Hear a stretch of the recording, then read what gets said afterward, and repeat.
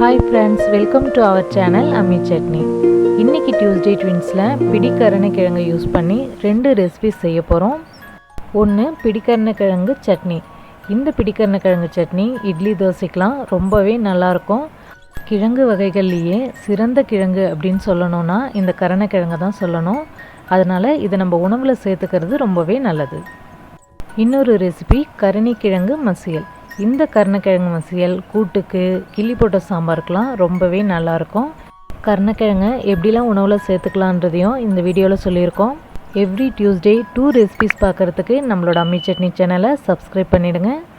இப்போது இந்த கருணைக்கிழங்கு மசியல் எப்படி செய்கிறதுன்னு பார்க்கலாம். கருணைக்கிழங்கு மசியலுக்கு 2 கருணைக்கிழங்கு எடுத்திருக்கோம். இதை வாஷ் பண்ணிவிட்டு கட் பண்ணி குக்கரில் சேர்த்து 2 விசில் வச்சு வேக வச்சு எடுத்துருக்கோம். இதோட தோலெல்லாம் உரிச்சிட்டு இதை நல்லா மேஷ் பண்ணி எடுத்து வச்சுக்கலாம். கருணைக்கிழங்கை இந்த அளவுக்கு நல்லா மசிச்சு எடுத்து வச்சுக்கலாம்.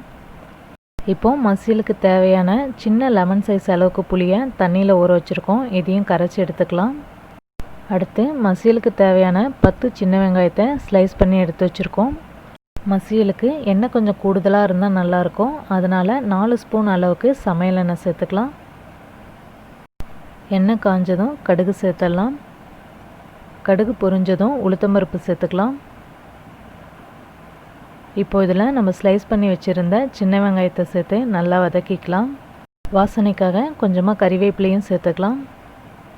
வெங்காயம் நல்லா வதங்கினதுக்கப்புறமா நம்ம கரைச்சி வச்சுருந்த புளி தண்ணியை சேர்த்துக்கலாம். இப்போது இதில் 1/2 ஸ்பூன் மஞ்சள் தூள், 1/2 ஸ்பூன் பெருங்காயத்தூள், 2 ஸ்பூன் அளவுக்கு சாம்பார் மிளகாய்த்தூள் இல்லைனா குழம்பு மிளகாய்த்தூள் இது எல்லாத்தையும் சேர்த்து நல்லா மிக்ஸ் பண்ணி விட்டுடலாம். இப்போது இதில் மசியலுக்கு தேவையான அளவுக்கு உப்பு சேர்த்துடலாம். மிளகாய் தூளோட பச்சை ஸ்மெல் போகிறதுக்காக 1/2 டம்ளர் அளவுக்கு தண்ணி சேர்த்து இதை கொஞ்சம் நேரம் கொதிக்க வச்சிடலாம். புளி மிளகாய் தூளோட பச்சை ஸ்மெல்லாம் போனதுக்கப்புறமா நம்ம மசிச்சு வச்சுருக்கிற கருணைக்கிழங்கு இதில் சேர்த்து நல்லா மிக்ஸ் பண்ணிடலாம். நம்ம போட்டிருக்கிற புளி உப்பு காரம்லாம் கருணைக்கிழங்குல ஏறுறதுக்காக இதை கொஞ்சம் நேரம் நம்ம கொதிக்க வச்சிடலாம். கருணைக்கிழங்கு மசியலில் டேஸ்ட்டை பேலன்ஸ் பண்ணுறதுக்காக 1 ஸ்பூன் அளவுக்கு வெல்லம் இல்லை நாட்டு சர்க்கரை சேர்த்துக்கலாம். வெல்லம் போட்டதுக்கப்புறமா ஃப்ளேமை சிம்மில் வச்சுட்டு இது நல்லா திக்காகிற வரைக்கும் நம்ம கலந்து விட்டுட்டே இருக்கலாம். கருணைக்கிழங்கு மசியலில் காரக்குழம்புக்கெலாம் சைடிஷ்ஷாக வைக்கும் போது மிளகாய் தூள் சேர்த்துக்காமல் தாளிப்பு போடும்போது பச்சை மிளகாய் சேர்த்து வச்சிட்டோம் அப்படின்னா மேட்சிங்காக நல்லாயிருக்கும்.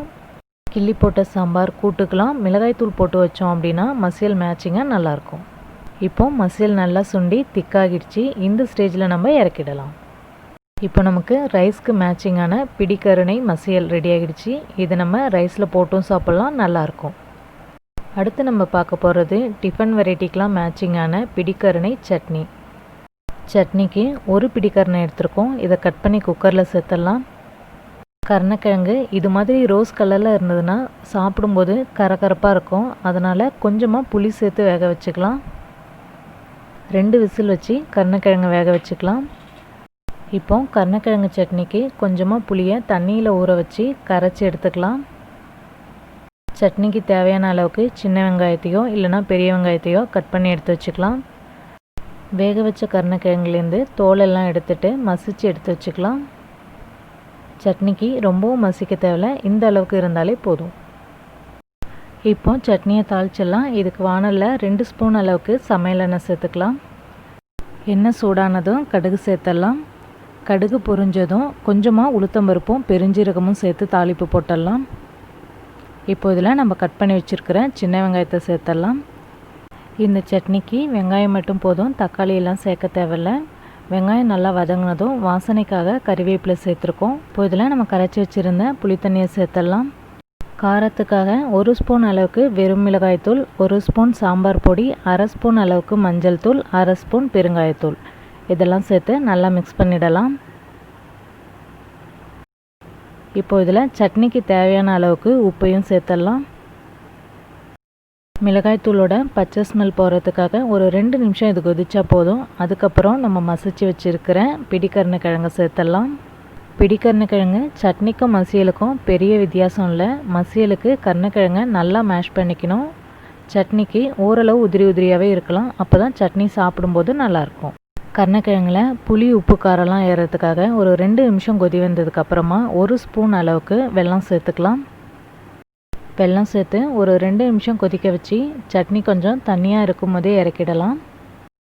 கான்ஸ்டிபேஷன், பைல்ஸ் ப்ராப்ளம் இருக்கிறவங்களாம் இந்த கருணைக்கிழங்கை ரெகுலராக உணவில் சேர்த்துட்டோம் அப்படின்னா எந்த ப்ராப்ளமும் இருக்காது. இப்போ நமக்கு அருமையான கருணைக்கிழங்கு சட்னி ரெடி ஆகிடுச்சு. கருணைக்கிழங்கை டிஃபனுக்கெலாம் மேட்சிங்காக இருக்கிற மாதிரி சட்னியாகவும் அதே டைமில் ரைஸ்க்கு நல்ல ஒரு சைட் டிஷ்ஷாகவும் எப்படி செய்கிறதுன்னு பார்த்தோம். உணவே மருந்தென உட்கொள்வோம், ஆரோக்கியமாய் வாழ்வோம். நன்றி.